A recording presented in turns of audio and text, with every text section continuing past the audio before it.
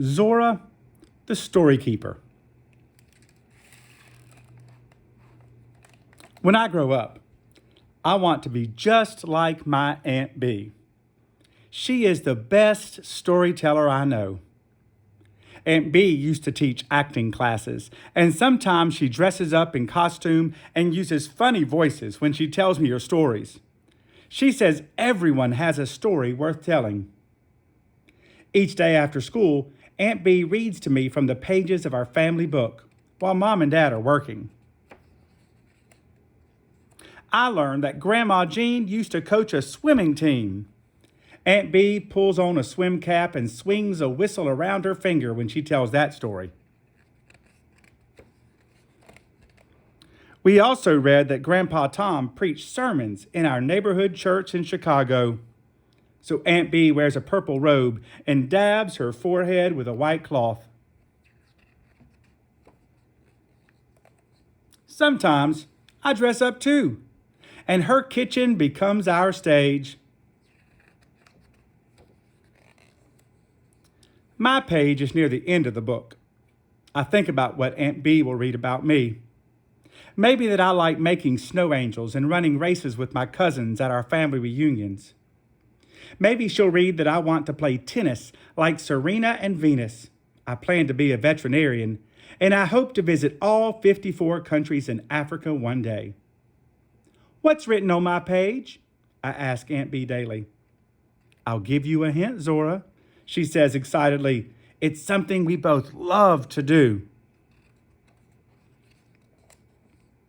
Sometimes there's only a name, date, or city written in our book, so we have to piece together the stories.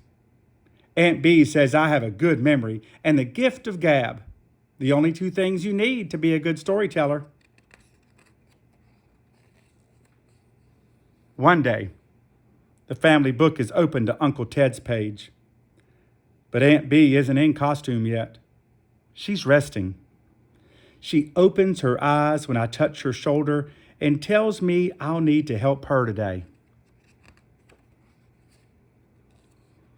I bring over my toy soldiers and line them up on the arm of her chair. Aunt Bea smiles as I shout orders to my platoon, just like Uncle Ted did. He was a fighter pilot in World War II. When one of his men fell to the ground during battle, Uncle Ted risked his life and flew him to safety. With each story, we get closer to my page. But lately, Aunt Bea hasn't touched her costumes. All of the stories sound the same, and she's been missing words while she reads. I get scared, but she makes me promise I won't worry Uncle Ralph or Mom and Dad about it. Aunt Bea, what's wrong? I ask. She makes space for me at the end of her bed. Nothing, Zora, she tells me. Everything's fine. Her voice is tiny, almost a whisper, like she's far away. Uncle Ralph says the doctors want to keep an eye on Aunt Bea's levels, and I am to tidy up the house while they're away. I dust her favorite books first, the ones written by Zora Neale Hurston.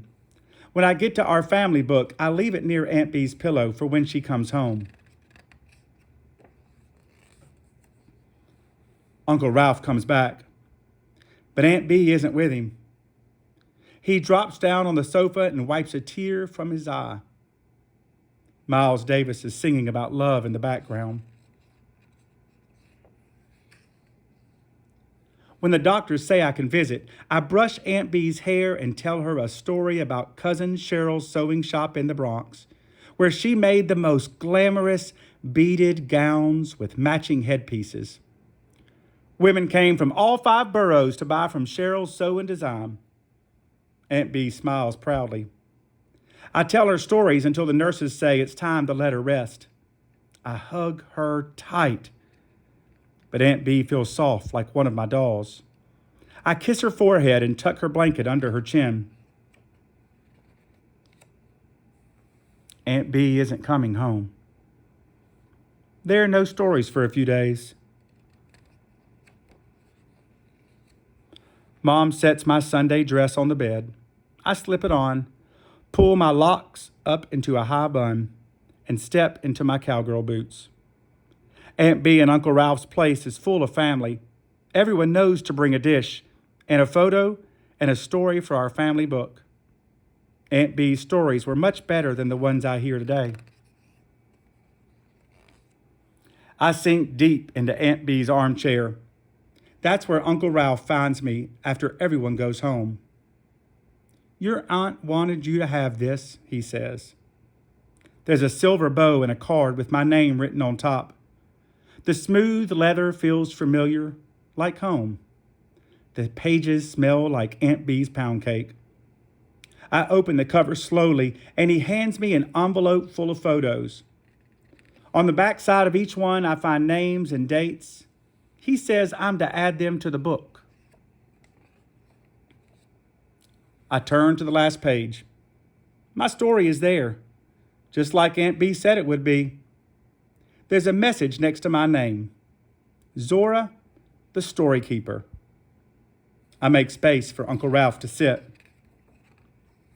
And as I add the photos to Aunt Bea's page, I start to piece her story together.